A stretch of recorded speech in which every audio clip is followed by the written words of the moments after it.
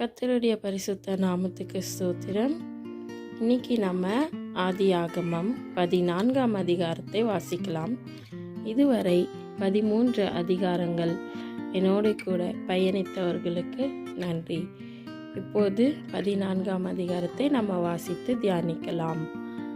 சினேயாரின் ராஜாவாகிய அம்ராப்பேலும் ஏலாசாரின் ராஜாவாகிய அரியோகும் ஏலாமின் ராஜாவாகிய கெதர்லா கோமேரும் ஜாதிகளின் ராஜாவாகிய திதியாலும் இருந்த நாட்களில் அவர்கள் சோதோமின் ராஜாவாகிய பேராவோடும் கொமோராவின் ராஜாவாகிய பிர்சாவோடும் அத்மாவின் ராஜாவாகிய சினையாவோடும் செபோயீமின் ராஜாவாகிய செமேபரோடும் சோவார் என்னும் பேலாவின் ராஜாவோடும் யுத்தம் பண்ணினார்கள்.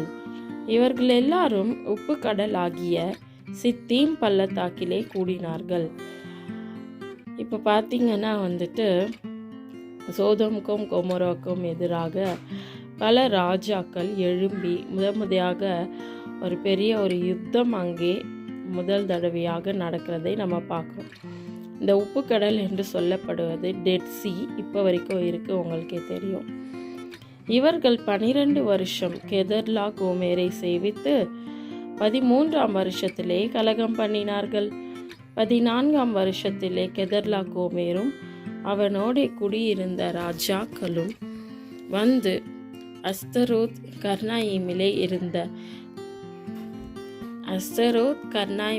இருந்த ரெப்பாயீமியரையும் காமிலே இருந்த சூசிமியரையும் சாலே கீரியாத்தீமிலே இருந்த ஏமியரையும் சேயீர் மலைகளில் இருந்த ஓரியரையும் வனாந்திரத்துக்கு அருகான எல்பாரான் மட்டும் முறியடித்து திரும்பி காதேஸ் என்னும் என்மிஸ் பாத்துக்கு வந்து அமலேக்கியருடைய நாடனைத்தையும் அத்சாத்சோன் தாமாரிலே குடியிருந்த எமோரியரையும் கூட சங்கரித்தார்கள்.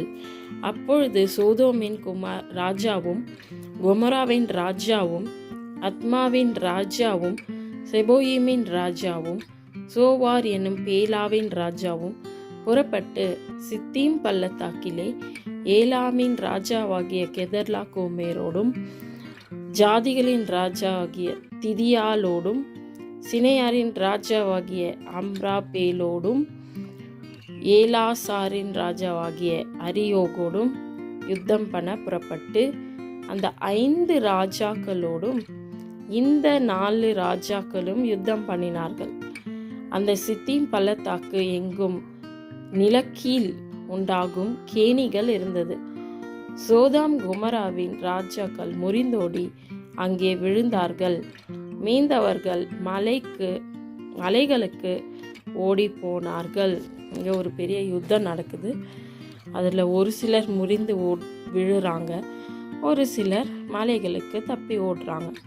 அப்பொழுது அவர்கள் சோதோமிலும் கொமோராவிலும் உள்ள பொருட்கள் எல்லாவற்றையும் போஜன பதார்த்தங்களையும் எல்லாவற்றையும் எடுத்துக்கொண்டு போய்விட்டார்கள். ஆபிராமின் சகோதரனுடைய குமாரனாகிய லோத்து சோதோமிலே குடியிருந்தபடியால் அவனையும் அவன் பொருட்களையும் கொண்டு போய்விட்டார்கள். பாருங்க, இங்கே தான் நம்ம கவனிக்க வேண்டிய விஷயம் இருக்குது. ஆபிராமுடைய சகோதரன் மகன் ஆகிய லோத்து இருக்கிறார்ல, இதுக்கு முன்னாடி அதிகாரத்தில் நம்ம படித்தோம் இல்லையா, அவரும் இவரும் பிரிகிறாங்க. அப்போ லோத்து தெரிந்து கொண்ட இடம் எதுனா அந்த சோதோம். அங்கே தான் பொல்லாத மனிதர்கள் வாழ்ந்தாங்கன்னு போட்டிருந்துச்சு. அங்கே தான் இந்த யுத்தம் நடந்து தோல்வி அடைந்ததுனால லோத்துவும் அவனுடைய பொருள் குடும்பம் எல்லாத்தையும் அவர்கள் சிறைப்படுத்தி கொண்டு போகிறாங்க. தப்பியோடின ஒருவன் எபிரேயனாகிய ஆபிராமிடத்தில் அதை அறிவித்தான். ஆபிராம் தன்னோடே உடன்படிக்கை செய்திருந்த மனிதராகிய எஸ்கோலுக்கும் ஆனேருக்கும் சகோதரனாகிய மம்ரே என்னும் எமோரியனுடைய சமபூமியிலே அப்பொழுது குடியிருந்தான். இப்போதான் ஃபஸ்ட் டைமாக ஆபிராமை எபிரேயன் என்று சொல்லி அழைக்கிறாங்க. ஸோ என்ன சொல்கிறாங்களா, அங்கே அவருக்கு அறிவிக்கப்படுது. தன் சகோதரன் சிறையாக்கி கொண்டு போகப்பட்டதை ஆபிராம் கேள்விப்பட்ட பொழுது அவன் தன் வீட்டிலே பிறந்த கைப்படிந்தவர்களாகிய 318 ஆட்களுக்கும் ஆயுதம் தரிப்பித்து தான் என்னும் ஊர் மட்டும் அவர்களை தொடர்ந்து ராக்காலத்திலே அவனும் அவன் வேலைக்காரரும் பிரிந்து பவுஞ்சுகளாய் அவர்கள் மேல் விழுந்து அவர்களை முறியடித்து தமஸ்குவுக்கு இடப்புறமான ஓபா மட்டும் துரத்தி சகல பொருள்களையும் திருப்பிக் கொண்டு வந்தான். தன் சகோதரனாகிய லோத்தையும் அவனுடைய பொருள்களையும் ஸ்திரீகளையும் ஜனங்களையும் திருப்பிக் கொண்டு வந்தான். ஸோ அவர் கேள்விப்பட்ட உடனே அது சும்மா விடலை. அவருடைய அப்பா அவருக்கு கொடுத்துட்டு போன அந்த பொறுப்பு, அவருடைய சகோதரனோட மகன், அதை கரெக்டாக அவர் ஃபாலோ பண்ணி அவரை விட்டு பிரிஞ்சா கூட அவரை தொடர்ந்து காப்பாற்றுகிறதை நம்ம பார்க்குறோம். அவரோடு கூட அவர் வீட்டிலே பிறந்து வளர்ந்த வேலைக்காரர்களில் ஒரு சிலரை தெரிந்து கொண்டு ஒரு சிறு கூட்டமாக இருந்தாலும் பெரிய கூட்டத்தை அவர் வீழ்த்துகிறார் பாருங்களேன். அதுவும் இரவு நேரத்தில் போயிட்டு அவர்களை துரத்தி அவங்களோட சகோதரன் மகன் ஆகிய லோத்தையும் பொருள்களையும் ஸ்திரீகளை எல்லாத்தையும் திருப்பி கொண்டு வராரு. மிகப்பெரிய ஜெயம் அவருக்கு கிடைக்குது. இதுதான் முதல் தடவை யுத்தம் போர் என்ற காரியம் அவர் தைரியமாக செய்கிறாரு. அங்கே அவருக்கு வெற்றியும் கிடைக்குது. அவன் கெதர்லா கோமேரையும் அவனோடு இருந்த ராஜாக்களையும் முறியடித்து திரும்பி வருகிற போது சோதோமின் ராஜா புறப்பட்டு ராஜாவின் பள்ளத்தாக்கு என்னும் சாவே பள்ளத்தாக்கு மட்டும் அவனுக்கு எதிர்கொண்டு போனான். அன்றியும் உன்னதமான தேவனுடைய ஆசாரியனாயிருந்த சாலேமின் ராஜாவாகிய மெல்கிசேதேக்கு அப்பமும் திராட்சரசமும் கொண்டு அவனை ஆசீர்வதித்து வானத்தையும் பூமியும் உடையவராகிய உன்னதமான தேவனுடைய ஆசீர்வாதம் ஆபிராமுக்கு உண்டாவதாக. உன் சத்துருக்களை உன் கையில் ஒப்பு கொடுத்த உன்னதமான தேவனுக்கு ஸ்தோத்திரம் என்று சொன்னான். இவனுக்கு ஆபிராம் எல்லாவற்றிலும் தசம பாகம் கொடுத்தான். இப்போ ஒரு புதுசாக ஒருத்தரை வேதம் நமக்கு இன்ட்ரடியூஸ் பண்ணுது. இவர் மிக மிக மிக முக்கியமானவர். ஏனென்றால் இந்த மெல்கிசேதேக்கு என்பவருடைய பரம்பரையில் தான் அவருடைய அவருடைய முறைமையின்படி தான் இயேசு கிறிஸ்து வந்தார் என்று சொல்லி எபிரேயர் புஸ்தகத்தில் புதிய ஏற்பாட்டில் தெளிவாக எழுதியிருக்குங்க. மெல்கிசேதேக் என்பவர் யாருன்னா அவர் சாலேமின் ராஜான்னு போட்டிருக்கு. சாலேம் அப்படின்னா அது எருசலேமை குறிக்குதுன்னு சொல்கிறாங்க. இன்னொரு அர்த்தம் என்னன்னா சாலேம்னா ஒரு பீஸ் என்று சொல்லுவார்கள், அந்த சிட்டி ஆஃப் பீஸ் என்று சொல்லி. அப்போது சாலேமின் ராஜா அப்படின்னா ஒரு பீஸுக்கே ஒரு ராஜாவாக அவர் இருக்கிறதாக சொல்கிறாங்க. இவருக்கு ஆரம்பமும் இல்லை முடிவும் இல்லைன்னு சொல்கிறாங்க. ஏனென்றால் இவர் தாய் தகப்பன் எதுவுமே இதில் அவருடைய வம்சத்தை குறித்து எழுதப்படலை. ஸோ ஒரு பிறப்போ இருப்போ இல்லாத ஒருத்தர் அப்படியெல்லாம் சொல்லி எபிரேயர் புஸ்தகத்தில் எழுதியிருக்குங்க.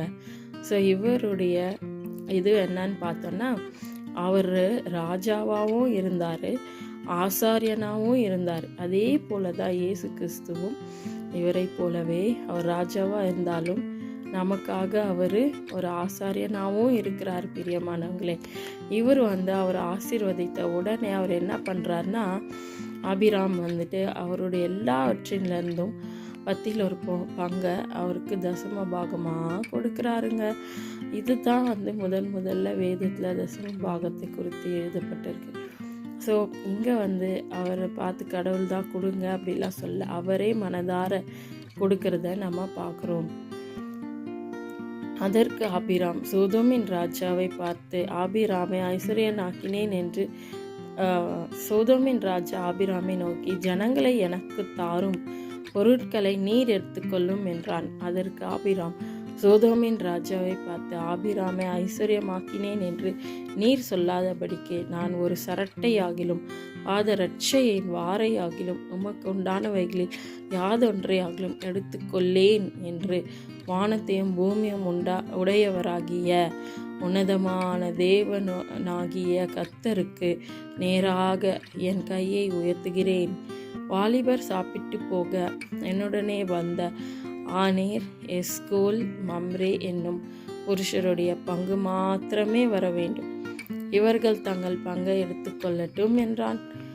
ஸோ பாருங்கள், ரொம்ப தெளிவாக அவரோட மைண்டில் அவர் இருக்கார். அவர் வந்துட்டு வேவர் ஆகலை. பாருங்களேன், நாமும் கூட இப்படி தான் கர்த்தருக்காக நம்ம நிற்கும் பொழுது அதில் உறுதியாக இருக்கணுங்க. இவரை வந்துட்டு அவர் கேட்குறாரு, நான் இதெல்லாம் பொருளெல்லாம் கொடுக்குறேன்னா அவர் அது மேலே ஆசைப்பட்டு வாங்கவே இல்லை.